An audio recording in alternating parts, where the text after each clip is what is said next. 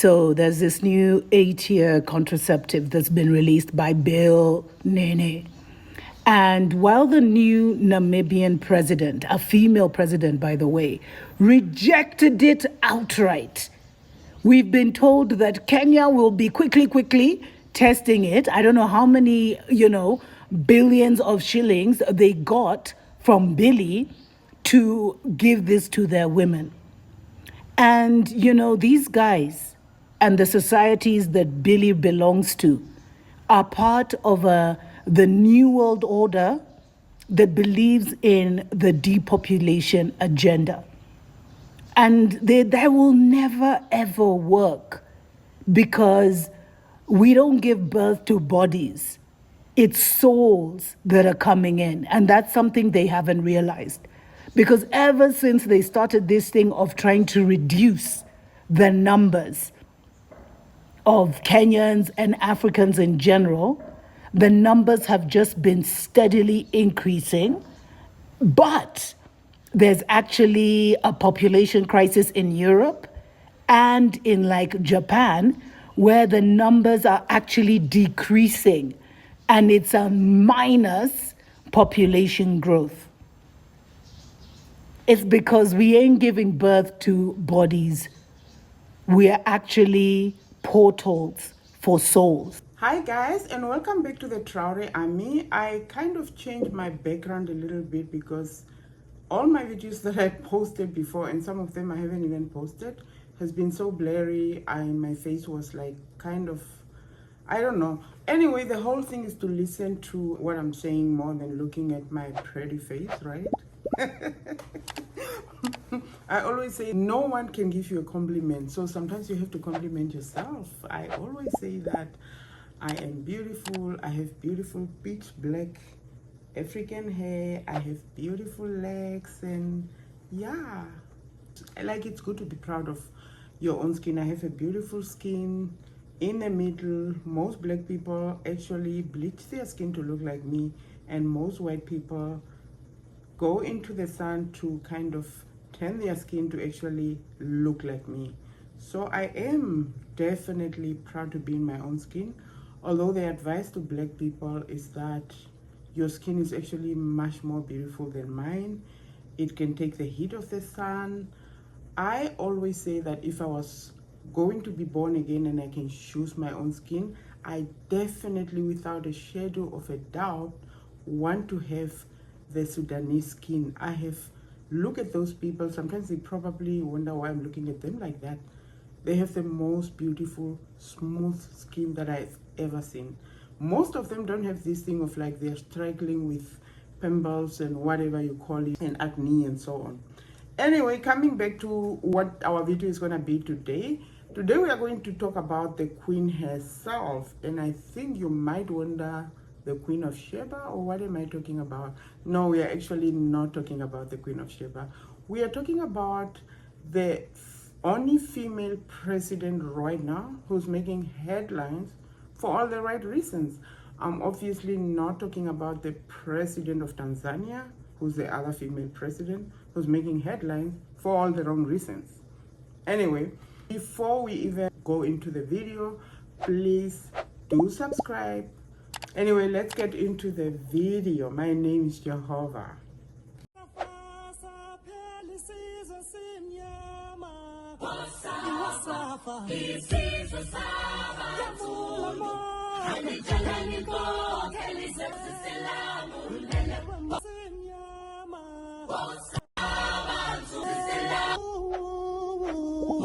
Welcome back. So today we're going to talk about the Namibian president. Her name is Dr. Netumbo Nandi Daitwa. Okay, I know that's a long name. My name is also long, hyphenated too.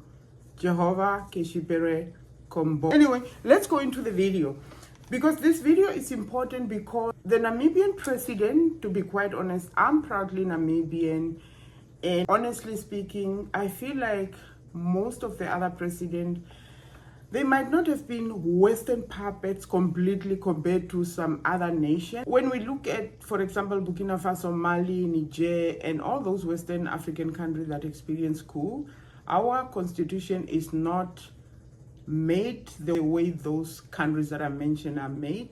So it's very hard for anyone to actually kind of do a coup in Namibia or successfully overthrow the government. It's just not, it's almost unheard of. Like it's almost not possible, just like South Africa as well. So what I was saying was that even though I might not say we had Western puppets completely in the sense of like the Western African countries, I feel like our leaders were not that sincere with us. So maybe what I want to say is that this is actually the first president that I can almost bet 110% that she is really fighting for the people.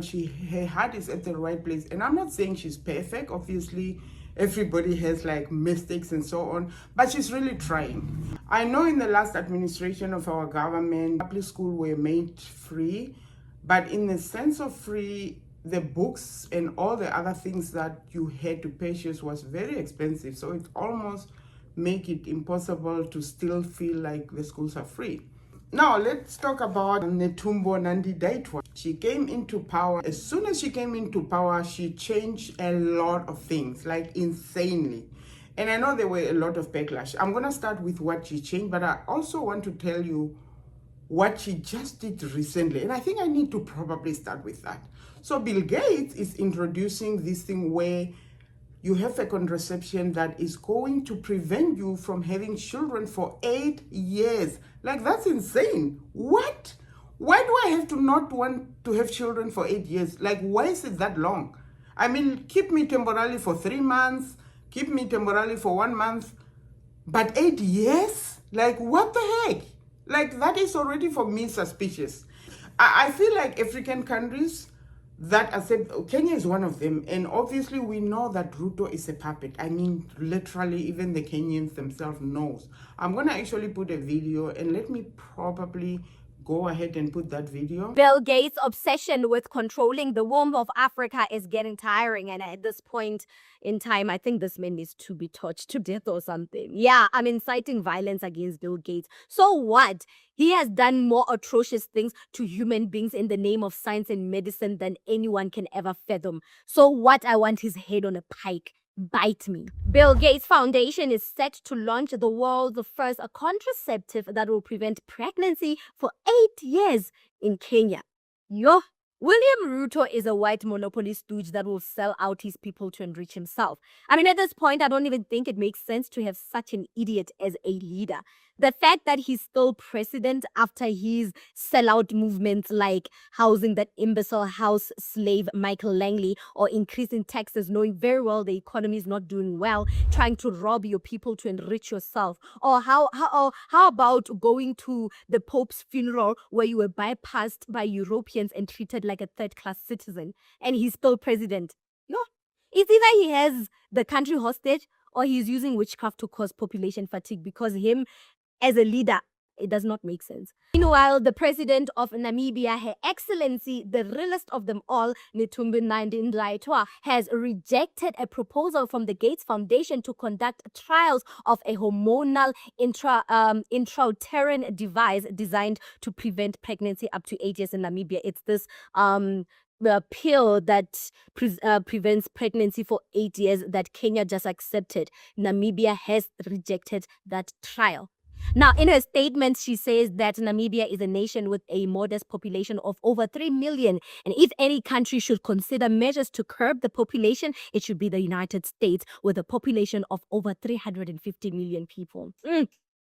Any attempts to hinder the growth of human potential will be a grave injustice to the country of Namibia. Yes, queen. Yeah, she's a baddie. She's a fairy with a fatty, and I'm here for it. Yeah? Anyone that needs to curb the population needs to be the United States. Why aren't these trials, practiced in the United States? The Europeans' birth rate is on decline, and now they can't fathom how African birth rate is high. Hence, this GMO food to sterilize us, and this whole contraceptives to stop pregnancy for 8 years. Yes, their birth rate is on decline, and now they can't fathom how African birth rate is high. and these GMO food to sterilize us, to depopulate Africans. Coronavirus is a failed project of Bill Gates, and now he wants to shrink us. He wants to shrink the continent. Europe, I'm sorry that your men are shooting blanks. Really, I am. But don't make your problem our problem. As a matter of fact, when I'm done here, I should go home and make twids. That will really piss them off, wouldn't it? Now, when you listen to that, it means that Ruto has accepted this wholeheartedly. And I love how she said that the Namibian president or Namibia has straightforwardly rejected it. Like, it's almost like they didn't have to think about it. Like, and I love that. I love that our president stands for she's a no-nonsense woman. Like, honestly speaking, I love this woman a lot. And this is the thing about me that I always explain. I am not going to vote a leader for the sake of, like, because we have a lot of tribalism in Namibia, and I'm from the Overherero tribe, and the president is from the Oshivambo tribe. But I am not going to say I want a leader because she's from my tribe or he's from my tribe. I'm not going to vote a leader because she's a woman or he's a man, or I'm not going to vote a leader because he's black, he's white. No. I love leaders that can make changes favorable to people. I love leaders. Like, recently in one of my assignments, I talk about Pierre Trudeau. Pierre Trudeau is obviously, he's white, and he made good changes for Canada way before I came to Canada, and those changes now work in my favor, even though I'm not a white Canadian. So what I'm trying to say is, when a leader actually make changes for the benefit of the person, you are not going to care about which tribe they are from and so on. So in that sense, I love her regardless of the fact that I'm not her tribe. And one of the things that I like about her is because she is not encouraging, unlike other leaders where you can see rhetoric of really encouraging tribalism and so on. She is not, I've not had one single incident where I could feel like, you know, she's against this tribe or whatever. So I really adore her. I love her. And I'm really proud of her. So yeah, one of the things that stood out with her, it's the no-nonsense approach that she has had ever since she came into office. For example, now we are talking about the Bill Gates wanting to kind of introduce contraception and blah, blah, blah, the 8-year one and so on, and she stood firm and so on. And you could listen to Dr. Mumbi reporting that Kenya is selling out and so on. And we obviously know that these leaders that are selling out, they are actually selling out for themselves, but also because they are sending their children abroad. So their children are not going to go through this contraception of 8 years or whatever. No, they are not doing that. So when you look at that, let's start when she came into office. I think it was in April, I think, when she changed. For example, she actually made university free for all Namibians. Oh my God. This woman is like really, really doing a good job, hey? Honestly speaking. And the thing is, I know that in my previous video, I didn't actually mention her as one of the best leaders in Africa, but that's because in my mind, she's almost like part of the Sahel region leaders, honestly speaking, because when you look at her, she's actually number 4. She's the Sahel leaders first, and then her, and then I think the president of Botswana, the president of Ghana, and then the prime minister of Ethiopia. But anyway, what she did is she made, she nationalized all the mines. She's obviously, it kind of takes long before you can do all those things because there's contracts that have been signed by previous administration and so on, but she nationalized all the mines, and then she made university free for everybody. But then she did something. She actually required the divided states to actually obtain a visa before you can come to Namibia. Now that's big. But I feel like that was a good thing for her to do, because remember, US citizens had a free visa to come to Namibia, but we didn't have a free visa. We had to go through a lot of like terrible applications where they took our money. And they still, like, the funny thing about it is that these people were taking advantage of us. And I'm so proud of our president. You know what they do? For example, out of like 200 applications, they only give visa to 2. Those 2 people are actually to make the others kind of believe like, you know what, maybe you need to apply, you will get it. But it was just kind of like a hoax in that sense, because they knew like why they were not approving those applications. They just wanted people to waste money, you know, all the money that they had to pay to actually get the visa and so on. So in that sense, she decided that, you know what, in the spirit of reciprocity, why not ask you guys to also have to obtain a visa before you come to Namibia? And obviously the spirit of reciprocity, I will explain it. It's almost like I can come to your place, but I have to call you, and after calling you, I have to pay a fee in order to arrive at your place or to visit you. And then you said, okay, that's okay, but because I have been, you know, allowing you to come to my place without calling me and without me having a fee, now I'm going to actually do the same thing. That is the spirit of reciprocity, meaning that you do to me what I do to you, and I do to you what you do to me. So you want me to have a visa? Okay, you're gonna have a visa. And the reason I'm mentioning this is because there was backlash about it. There was a lot of backlash about it, like, oh no, we're gonna lose tourism industry because Namibia depends highly on that. So there was this thing of like, maybe we are losing out. And I think I made a video as well. Obviously the video wasn't necessarily so much the US more than, you know, other countries and so on. But what happened is that she defied the odds, to be quite honest, because, you know, in one single month, we made a profit of 9 million US dollar. I think that's 146, if I'm not wrong. So this lioness stood by her word, and she was not willing to back down. She was not willing to back down with all this nonsense of like, oh no, maybe you're gonna lose tourism, blah blah blah. She said, no, the spirit of reciprocity should continue. Like, if they want us to have a visa, they should also have to obtain a visa. And I think the thing is that people, me included, thought that people visit the US more than the US citizens visiting Namibia, but that's not true. Remember, we have the best weather ever. And I'm not talking about Namibia specifically, because Namibia is not so good. Like, one of the countries that I can say has the best weather is actually South Africa. So yeah, she did that, and I'm so proud of her. There's a lot of things that I can mention, but this queen obviously recently rejected the Bill Gates, and I think I mentioned that before, and we put a video there, and let me put this video. New drugs, new technologies, all brought to Africa first, often without proper accountability, transparency, or even respect for our people. But this time, something has shifted.